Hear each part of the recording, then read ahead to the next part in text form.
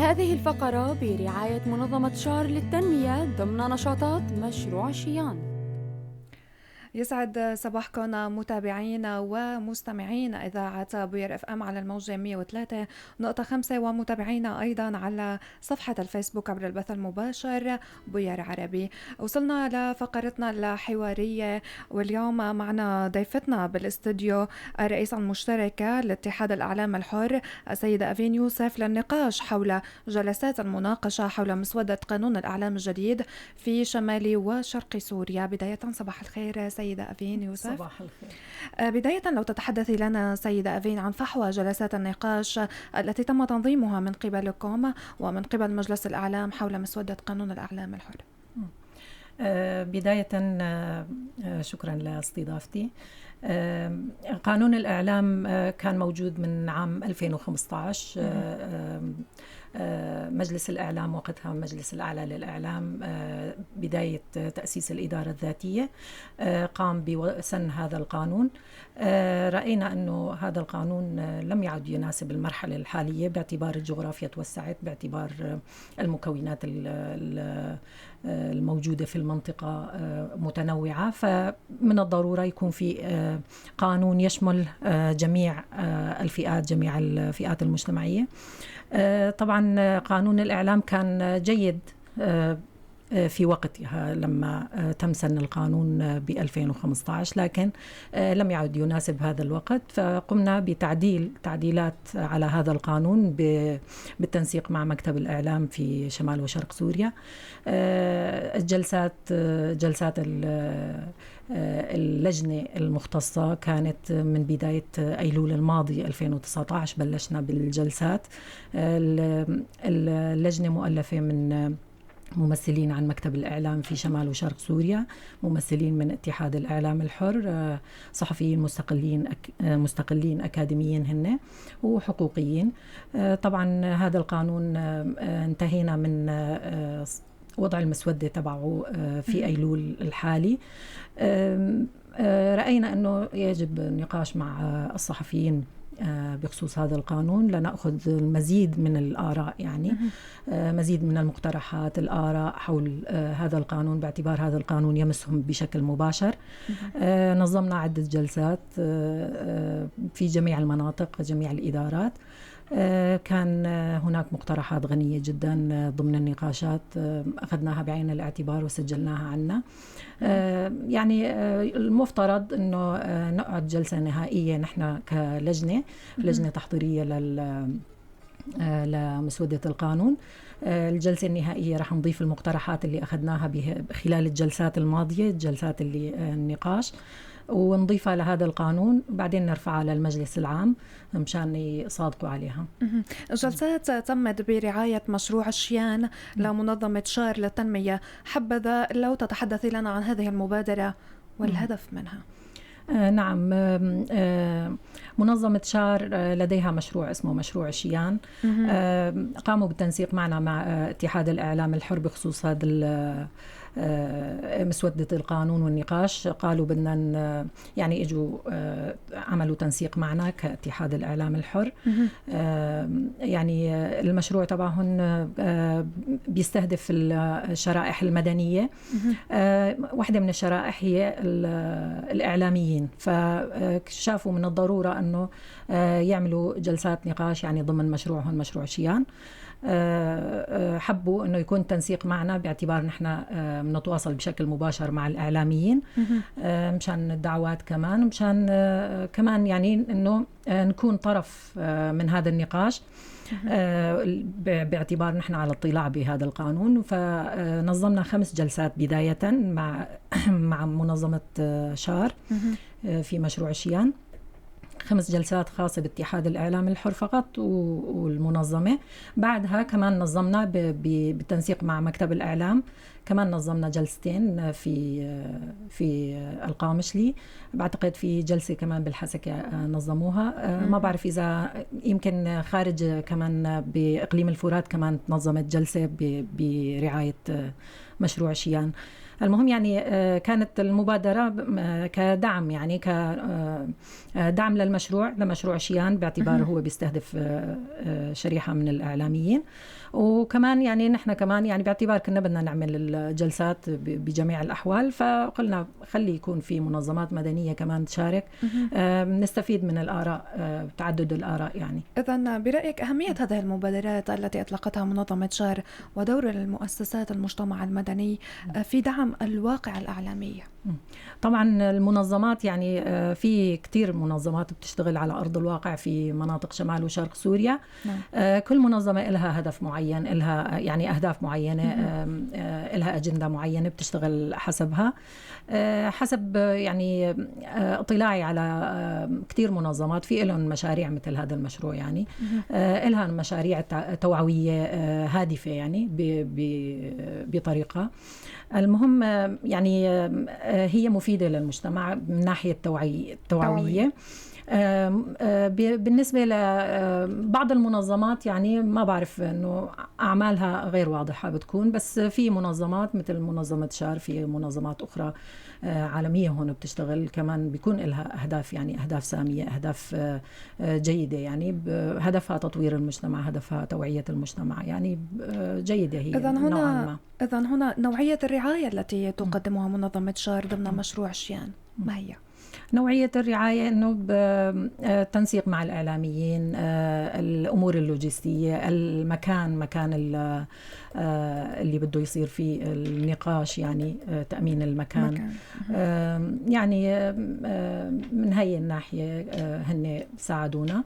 ونحن كمان يعني كنا كمان بعتنا دعوات للصحفيين عن طريقنا كمان، يعني كان تنسيق، هو يعني بتقدري تقولي يعني تشاركي، يعني نحن كنا كشركاء يعني. أهم الملاحظات التي قدمها الإعلاميين والصحفيين في جلسات النقاش حول مسودة قانون الإعلام؟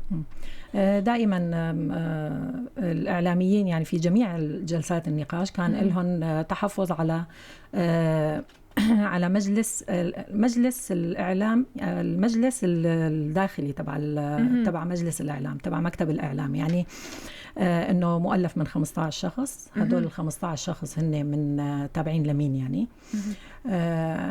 كانوا يعني يعتبروا إنه 10 أشخاص عمليا هن تابعين للإدارة الذاتية، و5 منهم من الاتحادات والنقابات. فبدي أوضح هاي النقطة. مكتوب يعني بالورقة أنه يتم انتخابهم عن طريق الإدارات في جلسة عامة لجميع الصحفيين من المؤسسات الإعلامية المرخصة. يعني أنه بده يصير اجتماع بهي الإدارة. طبعا في عنا 7 إدارات في شمال وشرق سوريا، الإدارات المدنية طبعا. هي الإدارة بدها تعمل، المكتب الإعلامي التابع لها بده يعمل اجتماع، بده يدعو جميع المؤسسات الإعلامية اللي تابعة للإدارة الذاتية واللي خارج الإدارة الذاتية. كل صحفي عامل في المنطقة هنيك بده يتم دعوته لهذا الاجتماع الموسع. الاجتماع الموسع خلاله سيتم نقاش مسألة عضوية هذا المجلس التابع لمكتب الإعلام في شمال وشرق سوريا. من حق الجميع أنه يرشح نفسه، يعني إن كان من الإدارة أو خارج الإدارة يتم ترشيح نفسه، يرفع إيده بيقول أنا بدي أكون بهذا المجلس، عضو في هذا المجلس. يتم انتخابه برفع الأيادي طبعا، إنه تصويت. النسبة الأعلى، اللي بياخد النسبة الأعلى فهو اوتوماتيكيا راح يصير العضو الموجود في هذا المجلس. يعني مو بالضرورة يكون من الإدارة الذاتية، يعني من مؤسسة من مؤسسات الإدارة الذاتية. ممكن يكون من خارج الإدارة الذاتية، ممكن يكون فريلانسر حتى. يعني ما عنا أي قيد على هي المسألة. فحبيت أوضح هي النقطة هي لأنه كتير ناقشوا حولها. فيعني مو بالضرورة يكون 10 من الإدارة الذاتية. طبعا النقابات يعني معروف إنه النقابات المفروض تكون مستقلة، المفروض تكون بتشتغل بطريقة مهنية مستقلة يعني. فهن عمليا راح يكونوا مستقلين. فال10 هدول كمان ممكن يكون 5 منهم مستقلين، 5 منهم من الإدارة. ما يعني مو شرط يكونوا كلهم من الإدارة، وممكن يكونوا كلهم من الإدارة حسب التصويت، يعني لأنه هو بطريقة ديمقراطية راح يصير تصويت وراح يصير ترشيح.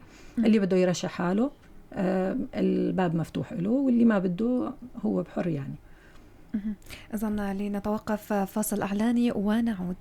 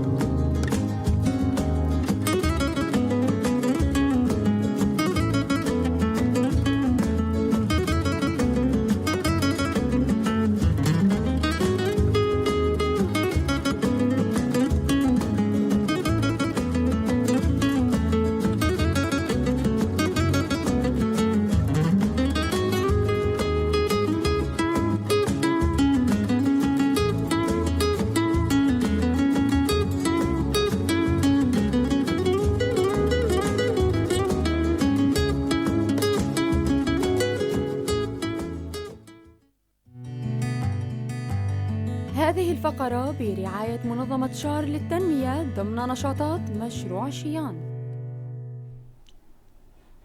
يسعد صباحكم مشاهدينا ومستمعينا عبر إذاعة بوير اف ام، ومتابعينا أيضا على صفحة فيسبوك بوير عربي على البث المباشر. إذا نحن في حوار بالفقرة الحوارية من فقرات عطر الصباح لنتحدث عن جلسات المناقشة حول مسودة قانون الإعلام الجديد في شمال وشرق سوريا. ومعنا ضيفتنا في الاستوديو الرئيسة المشتركة لاتحاد الإعلام الحر السيدة أفين سويد. مرحبا بك مجددا. سيدة أفين، مسودة القانون هي للإعلاميين والصحفيين، لكن لاحظنا حضور غالبية العاملين في السلك الإعلامي لتلك الجلسات، وأنتم شخصيا انتقدتم ذلك عبر منشور على الفيسبوك. أولا ما كان الحضور في الجلسة الأولى العامة اللي عملناها في مركز محمد شيخو، كان الحضور قليل جدا.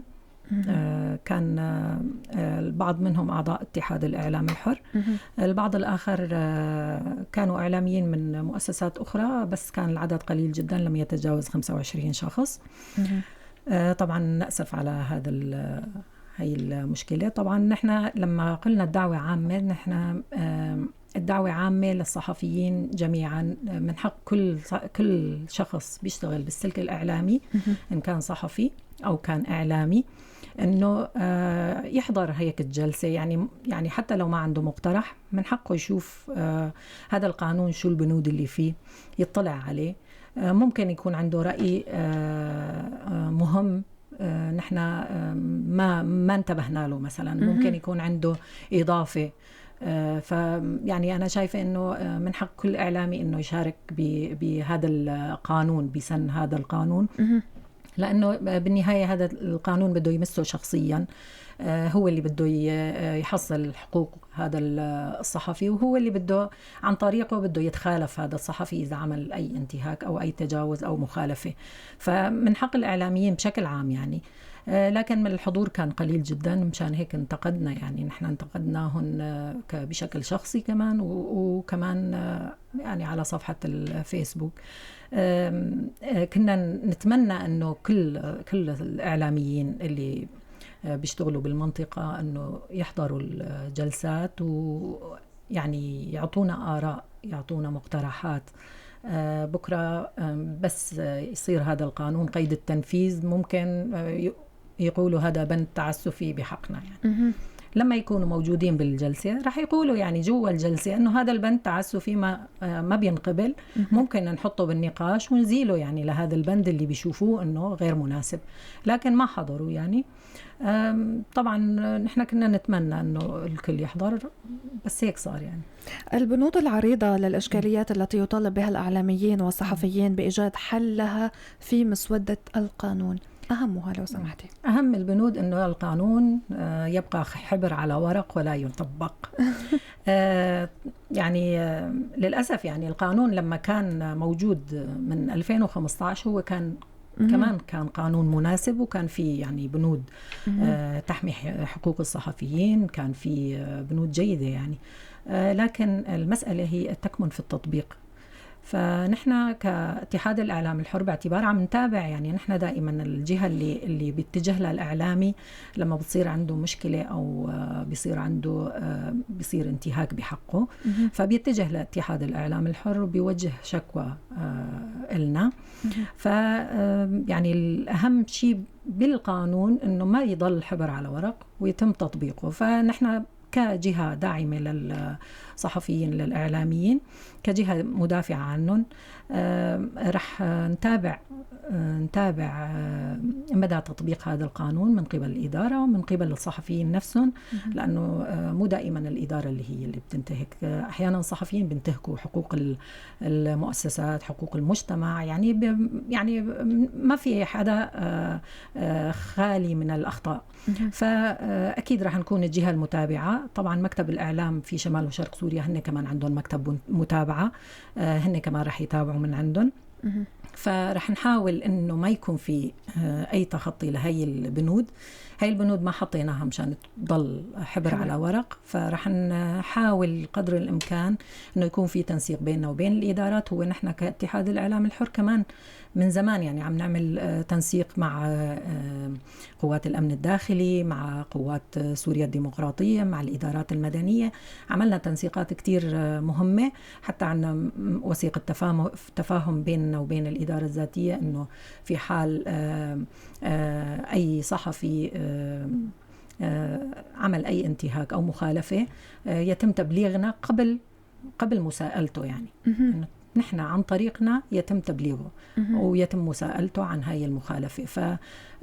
يعني من الهام جدا تطبيق القانون لحتى ما يكون في إشكالية عليه، لحتى تكون المخالفة أو أي شيء بده يتخذ بحق الصحفي يكون مستند إلى بنود موجودة بهذا القانون، ما يكون غامض، ما حدا بيعرف ليش هذا الصحفي تم توقيفه أو هذا الصحفي. طبعا ما في شيء اسمه اعتقال بهذا القانون كله، نحن رفضنا يكون في شيء اسمه اعتقال بحق الصحفي إلا إذا كان جرم جنائي، فهذا شيء تاني يعني هذا يحول إلى القضاء مباشرة. لكن أي شيء متعلق بعمله الإعلامي لا يخول أي جهة أنه توقفه أو تحجز حريته. المخالفات معروفة: تنبيه للمرة الأولى، إنذار للمرة الثانية، المرة الثالثة سحب البطاقة. طبعا ناقشنا هاي النقطة كمان، في بعض الصحفيين أعطونا آراء أخرى، قال ممكن يكون في غرامة مالية كمان في حال الصحفي عمل انتهاك يعني خرج عن بنود هذا القانون. طبعا بنود القانون واضحة، رح يكون في لائحة تنفيذية كمان مشان توضيح بعض النقاط اللي ما واضحة بهذا. رح يكون في لائحة تنفيذية فيها جميع التفاصيل، جميع المصطلحات الموجودة هون رح يكون في إلى شرح موسع، ومشان المخالفات كمان كل مخالفة على شو بدها تستند. رح يكون اللائحة التنفيذية يعني تكملة لهذا القانون وبشكل مفصل أكثر. من هم المشاركون في صياغة مسودة القانون وأهم الخبراء والشهادات؟ ذكرت لك في البداية أنه ممثلين عن اتحاد الإعلام الحر وممثلين عن مكتب الإعلام في الإدارة الذاتية، في صحفيين أكاديميين، وفي حقوقيين مشان الجانب القانوني للقانون يعني. كمان نحن لما بدأنا بسن هذا القانون أو وضع هذه المسودة أرسلناها لبعض الأكاديميين خارج المنطقة، يعني من كردستان أو أوروبا. هن كمان أكاديميين يعني حاصلين على شهادة الإعلام. يعني أخذنا آراء كمان. من المهم يعني يكون في آراء مختلفة، بعض منهم من نقابات أخرى يعني غير اتحاد الإعلام الحر وغير المكتب الإعلام، يعني نقابات أخرى، نقابة صحفيين كردستان مثلا. يعني حبينا ناخذ آراء مختلفة، يعني مشان يكون القانون غني أكثر، يكون فيه جميع الآراء، ما يكون متحيز لجهة معينة ضد جهة معينة. فيفضل يعني أنه ناخذ الآراء. وطبعا حتى النقاشات اللي عملناها لبعض الصحفيين، يعني النقاشات اللي عملناها يعني معظم الصحفيين يعني ما تابعين لأي جهة، يعني هن صحفيين مستقلين بيشتغلوا لوكالات أجنبية، بيشتغلوا حتى منهم أعضاء مثلا شبكة الصحفيين، في منهم أعضاء لنقابات أخرى. فيعني أخذنا آراء مختلفة، فما حد فينا يقول إنه هذا القانون تم سنه عن طريق الإدارة الذاتية فقط يعني. فأكيد هذا جانب مهم ولصالح الصحفيين يعني. هل انتهت جلسات النقاش حول مسودة الإعلام أم لا زالت مستمرة؟ النقاشات انتهت بالنسبة لنا، لكن في شبكة الصحفيين كما قلت لك أنه شبكة الصحفيين كمان مقترحين أنه بدنا يعملوا اجتماع عن طريقهم يعني. وفي مؤسسة بوير على أساس كمان بدهم يعملوا جلسة نقاش هن كمان عن طريق مؤسستهم يعني للإعلاميين. قلنا بدنا ننتظرهم يعني ناخد آراءهم كمان، يعني الآراء اللي بدها تطلع عن الجلسات اللي بدهم يعملوها هن. يعني تعتبر هي المرحلة التالية هي متابعة، هي المرحلة متابعة لنا. نحن خلصنا الجلسات، بس قلنا ناخذ مقترحاتهم كمان، بما انه بدهم يعملوا جلسات ممكن تطلع آراء مختلفة. ناخذ المقترحات اللي بدها تطلع وبدنا يعني نناقشها بجلستنا الأخيرة للجنة القانون. في جلسة أخيرة رح تكون بعد هدول النقاشات، رح ناخد كل المقترحات بعين الاعتبار، المقترحات المنطقية المناسبة للإضافة يعني لإضافتها لهذا القانون. أهم التعديلات التي أدخلت على بنود مسودة القانون الجديد ما هي؟ كما قلت إنه في تفاصيل ما كانت موجودة بقانون الإعلام السابق، تفاصيل مثل بند المخالفات.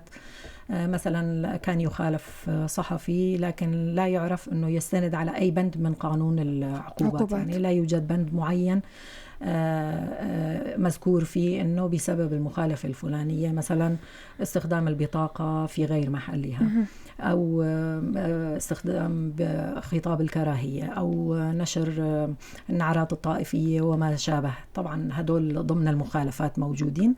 ما كان في بند واضح أنه يستند عليه مكتب الإعلام لحتى يخالف الصحفي. فأكيد في أضفنا هاي الإضافات، التفاصيل مهمة. طبعا في تفاصيل أخرى كمان أضفناها، أشياء تخص حقوق الصحفي في مؤسسته، مسألة فسخ العقد، ومسألة يعني إذا كان في قرار تعسفي بفصله من العمل مثلا. يعني في هيك أمور، في بنود هيك تم نقاشها. إصابة في العمل أثناء العمل، أنه لازم يكون في تعويض لهذا الشخص إذا انصاب أثناء قيامه بعمله. في بنود يعني كويسة بالنسبة للصحفي، يعني أكيد بدها تحفظ حقوقه. يعني في كتير بنود، يعني بصراحة القانون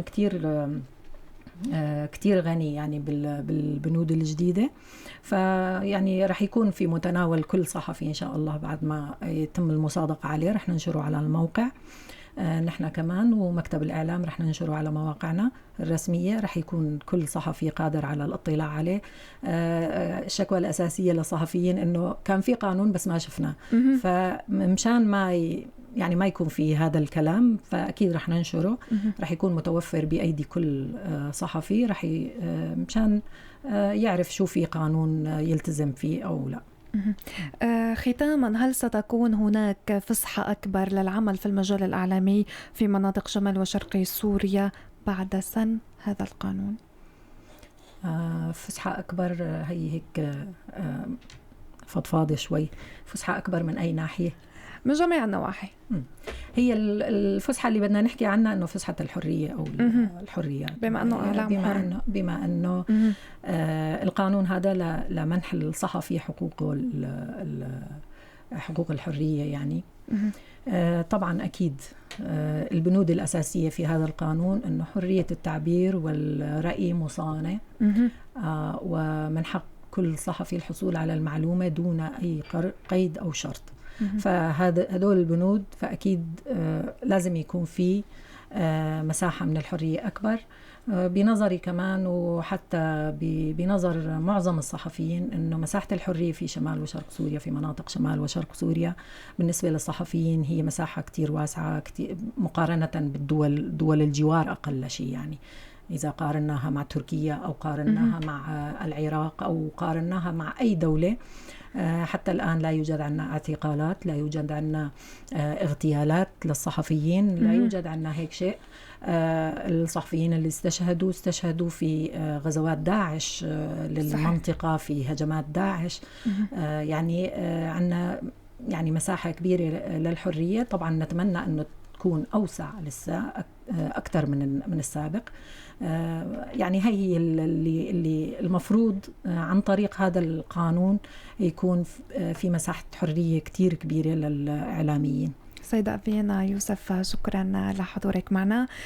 مستمعينا ومتابعينا، وصلنا لنهاية الفقرة الحوارية كانت معنا فيها الرئيس المشترك لاتحاد الإعلام الحر أفينا يوسف. بعد الفاصل مكملين بفقرات عطر الصباح، ابقوا معنا.